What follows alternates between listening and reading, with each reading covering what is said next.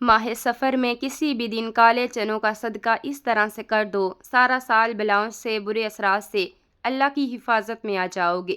بس یہ ایک صدقہ بتائے گئے طریقے سے دے کر پورے سال بے فکر ہو جاؤ۔ بسم اللہ الرحمن الرحیم۔ ناظرین کرام، ماہ سفر کے مبارک ایام شروع ہو چکی ہیں۔ یہ وہ مہینہ ہے جس کے بارے میں بہت سے لوگوں کے ذہنوں میں مختلف غلط فہمیاں اور بے بنیادی باتیں پائی جاتی ہیں، لیکن ایک سچے مسلمان کا یقین صرف اور صرف اللہ رب العزت پر ہوتا ہے۔ اسلام نے ہمیں یہ تعلیم دی ہے کہ کسی مہینے یا دن کو بذات خود منحوس نہیں سمجھا جاتا، بلکہ خیر و برکت صرف اللہ تعالیٰ کے حکم سے ملتی ہے اور آزمائش بھی اسی کے حکم سے آتی ہے۔ اسی لیے اگر آپ چاہتے ہیں کہ ماہ سفر کا یہ وقت آپ کے لیے رحمت، برکت، رزق میں وسعت، دل کے سکون اور اللہ کی رضا کا ذریعہ بن جائے تو آج کی ویڈیو آخر تک ضرور دیکھیے گا۔ دنیا کا ہر انسان کسی نہ کسی آزمائش سے گزر رہا ہے۔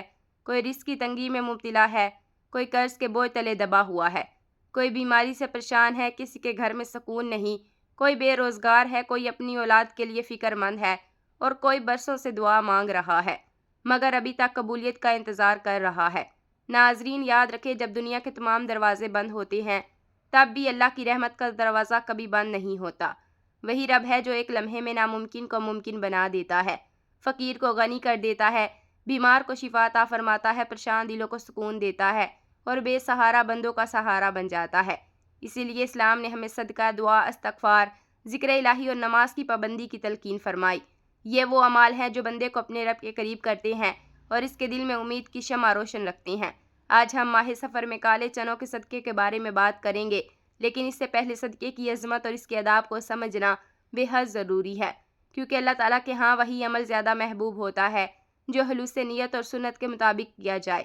لہٰذا ویڈیو کو آخر تک ضرور دیکھیے گا، کیونکہ آخر میں آپ کو اس صدقے کا مکمل طریقہ، ضروری احتیاط اور اہم باتیں بھی بتاؤں گی جن کا خیال رکھنا ہر مسلمان کے لیے ضروری ہے۔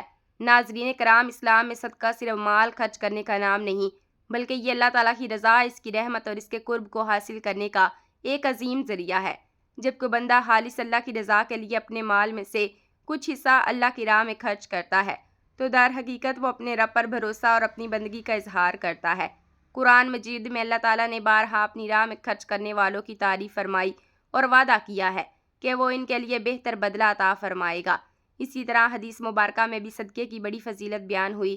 رسول اللہ صلی اللہ علیہ وسلم نے صدقہ کرنے کی ترغیب دی اور بتایا کہ یہ نیکی کا عظیم ذریعہ ہے، اس لیے ہر مسلمان کو اپنی استطاعت کے مطابق صدقہ کرتے رہنا چاہیے اور اس کا اجر صرف اللہ سے امید رکھنی چاہیے۔ اگر آپ رزق میں برکت چاہتے ہیں، کاروبار میں آسانی چاہتے ہیں، ملازمت میں ترقی کی امید رکھتے ہیں یا بے روزگاری کی پریشانی سے نکل کر دعا کر رہی ہیں تو سب سے پہلے اپنے رب سے تعلق مضبوط کیجیے، نماز کی پابندی اختیار کیجیے، حلال روزی کمائیں، استغفار کو اپنا معمول بنائیں اور اپنی استطاعت کے مطابق صدقہ کرتے رہیں۔ یہ بھی یاد رکھیں کہ ماہ سفر کو اسلام میں کسی نحوست کا مہینہ نہیں کہا گیا۔ اس مہینے میں بھی وہی اعمال افضل ہیں جو سال کے دوسرے دنوں میں افضل ہیں، یعنی نماز، تلاوت قرآن، ذکر الہی، استغفار، دعا، صلہ رحمی اور صدقہ۔ اگر کوئی شخص اس مہینے میں اللہ تعالیٰ کی رضا کے لیے صدقہ کرتا ہے تو وہ بھی ایک نیک عمل ہے اور اس کے اجر کی امید اللہ تعالیٰ سے رکھی جاتی ہے۔ لیکن ایک بات ہمیشہ ذہن میں رکھیں، صرف صدقہ کر لینا کافی نہیں۔ اگر ہم نماز چھوڑ دیں، والدین کی نافرمانی کریں، حرام کمائی سے بچنے کی کوشش نہ کریں یا لوگوں کے حقوق پامال کریں تو پھر ہمیں اپنے اعمال کا بھی جائزہ لینا چاہیے۔ اللہ تعالیٰ اس بندے سے محبت فرماتا ہے جو اس کے احکام پر عمل کرتا ہے، گناہوں سے توبہ کرتا ہے اور ہر حال میں اپنے رب کی طرف رجوع کرتا ہے۔ اس لیے آج ہی دل میں یہ عہد کر لیں کہ ہم صرف کسی ایک عمل پر نہیں بلکہ اپنی پوری زندگی کو اللہ کی رضا کے مطابق گزارنے کی کوشش کریں گے۔ ناظرین یقین رکھیں، جب بندہ ایک قدم اپنے رب کی طرف بڑھاتا ہے تو اللہ تعالیٰ اپنی رحمت کے بے شمار دروازے اس کے لیے کھول دیتا ہے۔ اب آئیے جانتے ہیں کہ ماہ سفر میں کالے چنوں کا صدقہ کس نیت سے اور کس طریقے سے کرنا چاہیے اور اس دوران کن باتوں کا خاص خیال رکھنا ضروری ہے۔ آپ نے ماہ سفر میں بازار سے کالے چنے لے لینے ہیں اور ماہ سفر میں کسی بھی دن بتائے گئے طریقے سے صدقہ کر دینی ہے۔ ناظرین، کالے چنوں کا صدقہ آپ نے کیسے کرنا ہے اور صدقہ کرتے وقت آپ نے کن کن باتوں کا خاص خیال رکھنا ہے، مزید ویڈیو میں آگے بڑھیں گے۔ اس سے پہلے آپ سے گزارش ہے کہ اگر آپ نے ابھی تک اس چینل کو سبسکرائب نہیں کیا تو خدارہ اس چینل کو ابھی سبسکرائب کر لیں، کیونکہ ایسے بہت سے وظائف، بہت سے اعمال آپ کے حوالے ڈیلی بیسس پر کرتی رہوں گی۔ ناظرین، آپ نے اپنے بڑے بوڑھوں سے سفر کے مہینے میں کالے چنوں کا صدقہ کرنے کے بارے میں ضرور سنا ہوگا۔ پہلے تو سفر کے مہینے میں کالے چنوں کا صدقہ بہت زیادہ کیا جاتا تھا، لیکن آج بھی جو لوگ دین کا شعور رکھتے ہیں اور دین کو سمجھتے ہیں وہ سفر کے مہینے میں کالے چنوں کا صدقہ دینا کبھی نہیں بھولتے۔ ماہ سفر کے علاوہ باقی جتنے بھی اسلامی مہینے ہیں ان میں سفید چیزوں کا صدقہ دینا سب سے زیادہ افضل مانا جاتا ہے، لیکن سفر کے مہینے میں سفید نہیں بلکہ کالی چیزوں کا صدقہ دینا زیادہ افضل مانا جاتا ہے، کیونکہ سفر کا مہینہ باقی 11 مہینوں کی نسبت بالکل جدا ہے۔ جیسا کہ آپ نے سفر کے مہینے کے بارے میں ضرور سنا ہوگا کہ سفر کے مہینے میں آسمان سے بلائیں نازل ہوتی ہیں۔ آسمان سے نازل ہونے والی یہ بلائیں جیسے ہی زمین پر اترتی ہیں تو یہ ایسے لوگوں کو تلاش کرتی ہیں جن پر یہ آسانی سے سوار ہو سکے۔ اب جن لوگوں نے سفر کے مہینے میں صدقہ کیا ہوتا ہے اور خاص کر کالی چیز کا صدقہ کیا ہوتا ہے، جیسا کہ کالے چنوں کا صدقہ کیا ہوتا ہے، تو یہ بلائیں کسی بھی صورت اس شخص پر سوار نہیں ہو پاتی، لیکن ایسے لوگ جنہوں نے صدقہ نہیں کیا ہوتا یہ ان پر سوار ہو جاتی ہیں اور پورے سال کے لیے یعنی آئندہ سفر کا مہینہ آنے تک ان کے اوپر ہی سوار رہتی ہیں۔ آسمان سے اترنے والی ہر بلا اپنے ساتھ کوئی نہ کوئی مخصوص مصیبت یا پریشانی لے کر ہی آتی ہے، جیسا کہ کچھ بلائیں اپنے ساتھ بیماریاں لے کر آتی ہیں، کچھ بے برکتی، کچھ اچانک آنے والے حادثات، جبکہ کچھ لڑائی جھگڑے اپنے ساتھ لے کر آتی ہیں۔ اب اگر کسی شخص پر ایک ایسی بلا سوار ہو جائے جو اپنے ساتھ رزق کی تنگی لے کر آئی ہے تو وہ شخص صحت، غربت اور رزق کی تنگی کا شکار ہو جائے گا۔ پھر وہ شخص جتنی مرضی کوشش کر لے، جو مرضی حکمت چلا لے، کبھی بھی وہ رزق اور دولت کے حوالے سے خوشحال نہیں ہو پائے گا۔ اسی طرح اگر کسی شخص پر ایسی بلا سوار ہو جائے جو اپنے ساتھ بیماری لے کر آئی ہے تو پھر وہ شخص بیمار رہنے لگ جاتا ہے۔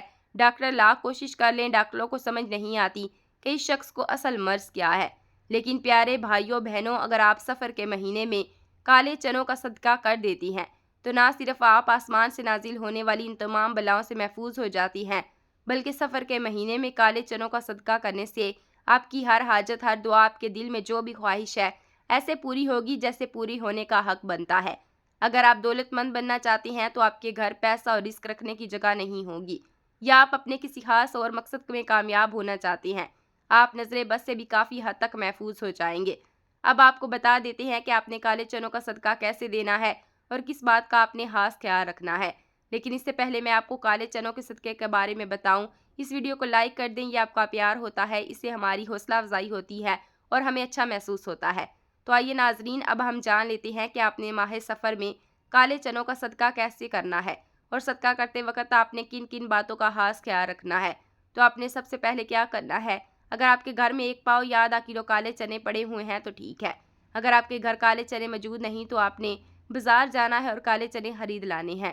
آپ نے 1 پاؤ یا آدھا کلو کالے چنوں کا صدقہ لازمی کرنا ہے۔ کالے چنوں کو لانے کے بعد آپ نے ان چنوں کو اپنے پاس رکھ لینا ہے اور باوضو ہو کر سب سے پہلے آپ نے نبی کریم صلی اللہ علیہ وسلم کی ذات اقدس پر 3 بار درود پاک پڑھنا ہے، اور درود پاک آپ کوئی سا بھی پڑھ سکتی ہیں۔ آپ مختصر اور آسان سا درود صلی اللہ علیہ وسلم پڑھ لیں یا صلی اللہ علی محمد پڑھ لیں یا آپ نماز والا درود ابراہیمی پڑھ لیں تو یہ سب سے بہتر اور افضل ہے، کیونکہ درود ابراہیمی کی فضیلت اور برکت سب سے زیادہ ہے۔ آپ کو کون سا پڑھنا چاہیے یہ آپ کی مرضی ہے، درود پاک کو آپ نے اچھے طریقے سے پڑھنا ہے۔ نبی کریم صلی اللہ علیہ وسلم کے پاک فرمان کا مفہوم یہ ہے کہ جو شخص مجھ پر 1 مرتبہ درود بھیجتا ہے اللہ تعالیٰ اس پر 10 رحمتیں نازل فرماتا ہے، اس کے 10 گناہ مٹا دیتا ہے اور اس کے 10 درجات بلند کر دیتا ہے۔ اس کے علاوہ درود شریف کثرت سے پڑھا جائے تو یہ پریشانیوں سے نجات کا سبب بھی بنتی ہے۔ ناظرین، درود پاک ایک بار میرے ساتھ بھی پڑھیے گا تاکہ ثواب ہو۔ اللہم صلی علی محمد وعلی آل محمد کما صلیت علی ابراہیم وعلی آل ابراہیم انک حمید مجید۔ اللہم بارک علی محمد وعلی آل محمد کما بارکت علی ابراہیم وعلی آل ابراہیم انک حمید مجید۔ درود پاک پڑھنے کے بعد آپ نے اپنے خاص مقصد کی نیت کرنی ہے۔ ہر انسان کی حاجت الگ ہوتی ہے، ہر انسان کی خواہش الگ ہوتی ہے، ہر انسان کی پریشانی الگ ہوتی ہے۔ اگر آپ دولت چاہتے ہیں، رزق چاہتے ہیں، آپ سارا سال بلاؤں سے، بری آفات سے محفوظ رہنا چاہتے ہیں تو اس کے لیے پڑھ لیں۔ اس کے علاوہ آپ کا جو بھی مقصد ہے، جو بھی حاجت ہے، اپنے مقصد کی نیت کرتے ساتھ ہی فوری طور پر آپ نے 1 بار اعوذ باللہ من الشیطان الرجیم اور بسم اللہ الرحمن الرحیم پڑھنی ہے۔ ناظرین، یاد رکھیے گا تعوذ اور تسمیہ پڑھنے سے تمام شیطانی اثرات ختم ہو جاتی ہیں۔ جو کام اللہ کے نام سے شروع کیا جاتا ہے اس میں خیر ہوتی ہے، اس میں برکت ہوتی ہے، اس میں سلامتی ہوتی ہے۔ جب آپ نے اپنے تمام مقصد کی نیت کر لی، تعوذ اور تسمیہ پڑھ لیا، تو اب یوں محسوس کریں کہ دنیا جہان سے آپ کا تعلق ختم ہے اور آپ روزہ رسول کی جالیوں کے قریب بیٹھ کر اس خاص وظیفے کو پڑھ رہی ہیں۔ ناظرین، اب آپ نے کیا کرنا ہے؟ جو کالے چنے آپ نے اپنے پاس رکھے ہوئے ہیں، ان کے اوپر آپ نے یہ وظیفہ پڑھنا ہے اور پھر آپ نے ان کالے چنوں کا صدقہ کر دینا ہے۔ یہ وظیفہ آپ نے اس لیے پڑھنا ہے تاکہ آج آپ جس حاجت کے لیے، جس مقصد کے لیے یہ صدقہ کر رہی ہیں، وہ مقصد آپ کا پورا ہو جائے۔ اب آپ نے سب سے پہلے نمبر پر جو وظیفہ پڑھنا ہے، وہ وظیفہ قرآن پاک کی ایک سورت کا وظیفہ ہے، اور یہ قرآن پاک کی سب سے چھوٹی سورت ہے، لیکن اس سورت کے کمالات بہت زیادہ ہیں۔ اور یہ سورت کون سی ہے؟ یہ سورت کوثر ہے۔ اس سورت کو دولت کا خزانہ بھی کہا جاتا ہے، اس سورت کو کامیابی کا راز بھی کہا جاتا ہے۔ اس سورت کو پڑھنے والا کبھی کسی کا محتاج نہیں رہتا۔ آج آپ نے پہلے نمبر پر سورت کوثر پڑھنی ہے۔ اس مبارک مہینے میں، برکت و رحمتوں والے مہینے میں، جو بندہ سورت کوثر پڑھ کر اللہ سے مانگتا ہے، اللہ اس بندے کی ہر حاجت کو پورا فرماتا ہے۔ آج آپ نے بھی سورت کوثر کو پڑھ کر اللہ سے رو رو کر گڑ گڑا کر مانگنا ہے۔ آنکھوں میں آنسو لیے مانگے، اللہ آپ کی ہر ناممکن حاجت کو ممکن بنا دے گا۔ ایک بار سورت کوثر کی تلاوت سماعت فرما لے۔ بسم اللہ الرحمن الرحیم، انا اعطیناک الکوثر فصلی لربک وانحر ان شانئک ھو الابتر۔ آپ نے سورت کوثر کو صرف 3 بار پڑھنا ہے۔ یہ سورت مبارک قرآن پاک میں ترتیب کے لحاظ سے 108 نمبر پر آتی ہے، جس میں 1 رکوع اور 3 آیات ہے۔ یہ مکی سورت ہے۔ یہ سورت اس وقت نازل ہوئی جب آپ صلی اللہ علیہ وسلم پر مصیبتوں کے پہاڑ ٹوٹ رہے تھے۔ دعوت توحید کی وجہ سے آپ صلی اللہ علیہ وسلم کے اکثر رشتہ دار آپ سے علیحدہ ہو کر آپ کے مخالف ہو گئے تھے کہ ایک اور پریشانی آپ کے لیے بیٹے کی وفات کی کھڑی ہو گئی۔ آپ کے 2 صاحبزادے چھوٹی عمر میں ہی فوت ہو گئے۔ تو ان سارے دکھوں کے درمیان اللہ رب العزت نے آپ پر یہ مبارک سورت کوثر نازل فرمائی۔ سورت کوثر قرآن پاک کے 30ویں پارے میں موجود ہے۔ ناظرین، یہ آیت بے شمار رحمتوں اور برکتوں کا خزانہ ہے۔ یہ آیت رنج اور غم کو دور کرتی ہے، قلب مومن کو فرات و شادمانی اور خوشیاں دیتی ہے۔ جب آپ پہلے نمبر پر 3 بار سورت کوثر پڑھ لیں تو اب آپ نے دوسرے نمبر پر بھی قرآن پاک کی ایک اور سورت پڑھنی ہے۔ اب آپ نے دوسرے نمبر پر سورت فلق پڑھنی ہے۔ سورت فلق قرآن پاک کی 113 نمبر سورت ہے۔ سورت فلق کی تلاوت سماعت فرما لیں۔ بسم اللہ الرحمن الرحیم، قل اعوذ برب الفلق من شر ما خلق ومن شر غاسق اذا وقب ومن شر النفاثات فی العقد ومن شر حاسد اذا حسد۔ یہ سورت فلق ہے۔ آپ نے اس کو دوسرے نمبر پر صرف 3 بار پڑھنا ہے۔ ناظرین، جب آپ 3 بار سورت فلق پڑھ لیں تو اب آپ نے تیسرے نمبر پر سورت ناس پڑھنی ہے۔ سورت ناس قرآن پاک کی سب سے آخری سورت ہے۔ سورت ناس کی بھی تلاوت سماعت فرما لیں۔ اعوذ باللہ من الشیطان الرجیم، بسم اللہ الرحمن الرحیم، قل اعوذ برب الناس مالک الناس الہ الناس من شر الوسواس الخناس الذی یوسوس فی صدور الناس من الجنۃ والناس۔ سورت ناس کو بھی آپ نے 3 بار ہی پڑھنا ہے۔ یہ تینوں صورتیں قرآن پاک کی انتہائی چھوٹی چھوٹی صورتیں ہیں، لیکن یہ بہت زیادہ طاقتور صورتیں ہیں۔ اس کی وجہ بھی آپ کو پتہ ہے، کیونکہ یہ اللہ تعالیٰ کی جانب سے نبی کریم صلی اللہ علیہ وسلم کو ایک تحفہ تھی۔ اللہ تعالیٰ نے سورت کوثر میں نبی کریم صلی اللہ علیہ وسلم کو یہ دلاسا دیا تھا کہ جو لوگ آپ کو ابتر کہہ رہے ہیں، نعوذ باللہ، وہ اصل میں خود ابتر ہیں، اور آپ کا نام رہتی دنیا تک ہمیشہ باقی رہے گا۔ اور یہی چیز سورت کوثر کو قرآن پاک کی سب سے چھوٹی اور سب سے طاقتور ترین سورت بنا دیتی ہے۔ اسی طرح اگر سورت ناس اور سورت فلق کی بات کریں تو یہ دونوں بہت چھوٹی چھوٹی صورتیں ہیں، لیکن بے حد طاقتور ہیں۔ سورت ناس اور سورت فلق پڑھنے والا شخص جن اور انسان دونوں کے شر سے، حسد سے محفوظ ہو جاتا ہے۔ آسمانی بلائیں اس پر نازل ہونے کا سوچ بھی نہیں سکتی۔ اچانک آنے والی مصیبتوں سے انسان مکمل طور پر محفوظ ہو جاتا ہے۔ جب آپ 3 بار سورت کوثر، سورت فلق اور سورت ناس پڑھ لیں تو اس کے بعد آپ نے پھر 3 مرتبہ وہی درود پاک پڑھنا ہے جو آپ نے عمل کے شروع میں پڑھا تھا۔ اب آپ کا عمل مکمل ہو چکا ہے۔ جب آپ یہ سارا عمل کر لیں تو اس کے بعد آپ نے کیا کرنا ہے، یہ سب سے خاص بات ہے۔ اب آپ نے کرنا یہ ہے کہ جو آپ نے اپنے سامنے رکھے ہوئے چنے ہیں، ان کا آپ نے صدقہ کر دینا ہے۔ کالے چنوں کا آپ نے صدقہ کس طریقے سے کرنا ہے یہ بھی نوٹ فرما لے۔ سب سے پہلے خاص بات کہ کالے چنوں کو کبھی بھی آپ نے کچا صدقہ نہیں کرنا، یعنی بنا پکائے نہ کسی نے آپ کو کالے چنوں کا صدقہ کرنا ہے۔ آپ نے ان کالے چنوں کو پکا کر صدقہ کرنا ہے۔ اب کچھ لوگ کیا کرتے ہیں، وہ صرف کالے چنوں کو ابال لیتے ہیں، اور جب کالے چنے ابل جاتے ہیں، اچھی طرح سے گل جاتے ہیں، تو ان کو گلی محلوں میں یا غریب بچوں میں تقسیم کر دیتے ہیں۔ اگر آپ کالے چنوں کو چھوٹے چھوٹے ڈبوں میں ڈال کر بچوں میں تقسیم کر دیں تو بچے بہت خوشی سے کھاتے ہیں۔ اسی طرح آپ ان کالے چنوں پر نمک وغیرہ ڈال کر ڈبے بنا کر بھی بچوں میں تقسیم کر سکتے ہیں، یا آپ کالے چنوں کو ابال کر تقسیم کرتے ہیں تو بچے وہ بھی خوشی خوشی لے لیتے ہیں، یا آپ کالے چنوں کا سالن پکا کر غریبوں کو روٹی کے ساتھ کھانا کھلا دیں تو یہ بہت زیادہ بہتر ہے۔ ناظرین، ان طریقوں میں سے آپ کسی بھی طریقے سے صدقہ کر سکتے ہیں۔ جیسے ہی آپ کالے چنوں کا صدقہ کر کے گھر میں داخل ہوں گے، آپ کو اپنی آنکھوں پہ یقین نہیں آئے گا، آپ کے تمام بند رستے، آپ کی تمام مشکلات ایسے دور ہونے لگیں گی کہ آپ کو سمجھنا مشکل ہو جائے گا کہ آپ سارا سال دعائیں دیتے نہیں تھکیں گے۔ میں امید کرتی ہوں کہ آپ کو صدقہ کرنے کا طریقہ اچھی طرح سمجھ آ گیا ہوگا۔ دعا ہے کہ رب کریم میرا سننا اور آپ کا سننا اپنی پاک بارگاہ الہی میں قبول و منظور فرمائے، آمین۔ اگر ویڈیو اچھی لگی ہو تو کمنٹ باکس میں ماشاءاللہ سبحان اللہ ضرور لکھیں۔ اللہ تعالی ہم سب کا حامی و ناصر ہو، آمین۔ السلام علیکم ورحمۃ اللہ وبرکاتہ۔